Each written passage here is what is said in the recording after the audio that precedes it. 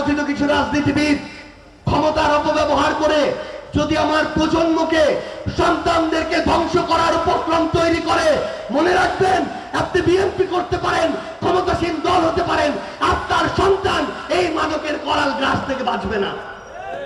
আমাদের ঐক্যবদ্ধভাবে এই সিস্টেমের বিরুদ্ধে দাঁড়াতে হবে। কোন সিস্টেম?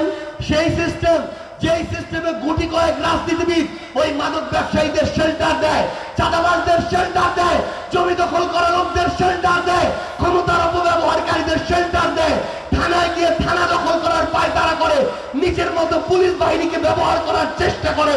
এই ধরনের অপকর্মকারীদের বিরুদ্ধে আমাদের দাঁড়াইতে হবে।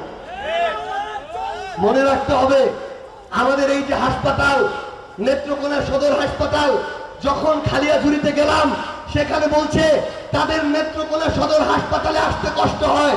কিন্তু আপনারা চিন্তা করেন তো, এই নেত্রকোনা সদর হাসপাতালের এমন অবস্থা, বিল্ডিং থাকলে বেড নাই, বেড থাকলে ডাক্তার নাই, ডাক্তার থাকলে নার্স নাই, নার্স থাকলে ওষুধ নাই, ওষুধ থাকলে দেখবেন সেবাটাই নাই। বাংলাদেশের 64 জেলার সদর হাসপাতালগুলোর এমন এক অবস্থা, সবার আগে এই হাসপাতালগুলোকে আইসিইউতে পাঠানো দরকার। এই হাসপাতালগুলো মানুষকে কি সেবা দিবে? সবার আগে এই হাসপাতালগুলোর সেবা অনিবার্য হয়ে পড়েছে।